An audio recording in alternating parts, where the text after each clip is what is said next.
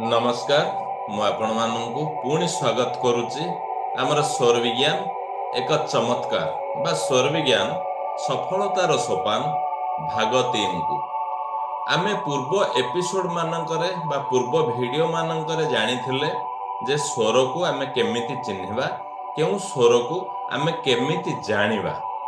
आज आमे जानिमा ए स्वरर केतोटी अवस्था थाए स्वरर अवस्था विषय आमे जानिमा को कार्य को स्वरर केउ अवस्था रे आमे काम करबा। जदि आमे श्वास को भीतर को ग्रहण करूचे आ होल्ड करूचे जदि आमे श्वास को भीतर को ग्रहण करूचे आ ताकू होल्ड करूचे ताकू आमे स्वरर सगुण अवस्था बोली कहबा। जदि आमे श्वास को छाड़ी काम करूचे अर्थात आमे कौनसी काम कला बेले आम भितरे भरा श्वास नाही आमे श्वास को छाड़ी दउ थाए तेबे ताकू आमे निर्गुण अवस्था कहबा। जदि आमर कौनसी स्वर एक्टिव अछि आमे कौनसी कार्य पाई सामना लोकन को सेई साइड रे रखिकी आमे कथा होचंती बा सेई काम करूचंती ताहाले आमे ताहाकू भरा स्वर रे से कार्य करूचंती बोली कहबा बा भरा स्वर रे से काम करूचंती बोली आमे जानिबा। जदि आमे ताकू इनएक्टिव स्वर पटे रखुचंती से व्यक्ति को आमे आमर डेड स्वर जो पटे आमर इनएक्टिव अछि से पटे रखिकी कार्य करूचंती तेबे आमे जानंतु खाली स्वर रे काम करूचंती बा रिक्त स्वर रे आमे काम करूचंती। तो ए स्वर को जदि आमे आम निज क्षेत्र रे प्रयोग करूचंती तो एहा आम पाई जादू स्वरूप काम करुथाए। एहा आपणक क्षेत्र रे निश्चित भाव रे आमे प्रयोग करूचंती। सगुण अवस्था रे जेउ परिमाण रे आमे काम करिबा सेथुरु जो सफलता पाइबा निश्चय आमे आश्चर्य हो जिबा। से सगुण अवस्था अर्थात आमे श्वास को भरिकी आम इच्छा को रखि परिबा। ए स्वर एक एभली ज्ञान जहा आत्मा सहित एकत्रित हुए। दुनियार कौनसी कार्य को जदि आमे हासिल करबा को चाहुचंती तो सगुण अवस्था रे निश्चित करंतु आपणकर से कार्य सफल हबो ही हबो। दुनियार कौनसी कार्य को जदि आमे हासिल करबा को चाहुचंती तो सगुण अवस्था रे निश्चित करंतु आपणकर से कार्य सफल हबो। तो आमे आगुरु जानिचंती चंद्र स्वर विषय रे सूर्य स्वर विषय रे ध्यान रखंतु।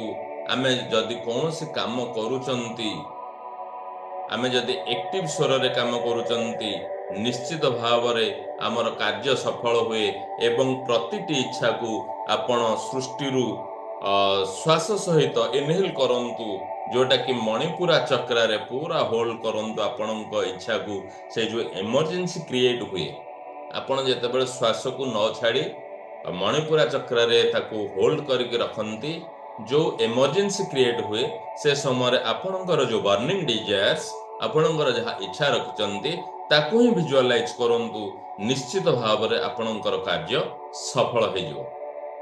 तो छोटिया परीक्षाटे आपण करि परिबे। दुईटी दीप नियंतु दुईटी दीप रे समान परिमाण रे घियो दियंतु गोटिए दीप को आपण सगुण रे लगे दियंतु अर्थात आपणकर श्वास को भरी दियंतु जो स्वर एक्टिव अछि से एक्टिव स्वर रे आपण मैचेस नियंतु लगे दियंतु आउ गोटिए दीप को से समान परिमाण रे घियो थिबो समान बत्ती थिबो आउ गोटिए दीप को आपण एक्झिल करिकी अर्थात बाहर श्वास रखिकी खाली पेट रे भरा स्वर आपणकर नथिबो ताकू ही आपण इनएक्टिव साइड रो हैंड रे से दीप को लगे दियंतु। देखंतु तार फरक को आपण बुझी जिवे सगुण कौन निर्गुण कौन को भले भाव रे आमे प्रतिटी कार्य को एक्टिव स्वर को आमे जदि नेकी करूचे ताहा केमती सफलता होचे आपण एइथिरु बुझी जिवे। तो आपण जानिचंती जे आमे विभिन्न हिलर मानक पाखु जाउछंती किंतु आपण स्थिर रुहंतु। आपण होचंती शक्तिर भंडार आपण होचंती हीरा ठारू अधिक मूल्यवान।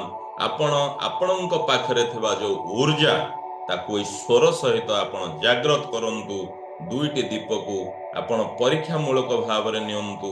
ଏହି ସ୍ୱର ଉଦୟରେ ରହିଛି ବିଶ୍ୱକୁ ଚକିତ କରିବାର, ବିଶ୍ୱକୁ ଆଶ୍ଚର୍ଯ୍ୟ କରିବାର ଅନେକ ଶକ୍ତି।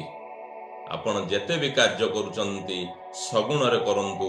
ଯାହା ସ୍ଥିର କାର୍ଯ୍ୟ, ଯାହା ଆପଣଙ୍କୁ ଦୀର୍ଘସ୍ଥାୟୀ ହେବାର କଥା, ସେଠି ଆପଣ ଚନ୍ଦ୍ର ସ୍ୱରରେ, ଇନହିଲରେ, ଭରା ସ୍ୱରରେ ଆପଣଙ୍କର କାମକୁ ଆପଣ କରନ୍ତୁ।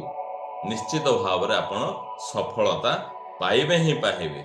ଯେଉଁ ଜିନିଷ ବା ଯେଉଁ କଥା ଆପଣଙ୍କ ଜୀବନରୁ ହଟେଇ ଦେବା ପାଇଁ ଚାହୁଁଛନ୍ତି, ସେ କଥାକୁ ଆପଣ ନିର୍ଗୁଣରେ କରନ୍ତୁ। ନିର୍ଗୁଣ ସାଇଟର ସ୍ପର୍ଶ ଦେଇକି କରନ୍ତୁ। ନିଶ୍ଚିତ ଭାବରେ ସେ ଆପଣଙ୍କ ଜୀବନରୁ ବା ସେଇ କଥା ଆପଣଙ୍କ ଜୀବନରୁ ଦୂରେଇ ଯିବ। ଏ ଥିଲା ଆଜି ସ୍ୱର ବିଜ୍ଞାନ ସଫଳତାର ସୋପାନ ତୃତୀୟ ପାଠ, ଯେଉଁଥିରେ ଆମେ କେଉଁଭଳି କାର୍ଯ୍ୟକୁ ସଗୁଣରେ କଲେ କ'ଣ ରେଜଲ୍ଟ ପାଉଛନ୍ତି, ନିର୍ଗୁଣରେ କଲେ କ'ଣ ରେଜଲ୍ଟ ପାଉଛନ୍ତି ଆମେ ବହୁତ ସୁନ୍ଦର ଭାବରେ ଜାଣିପାରିଲେ। ପରବର୍ତ୍ତୀ ଭାଗରେ ଆମେ ଆହୁରି ଅନେକ କଥା ଜାଣିବା।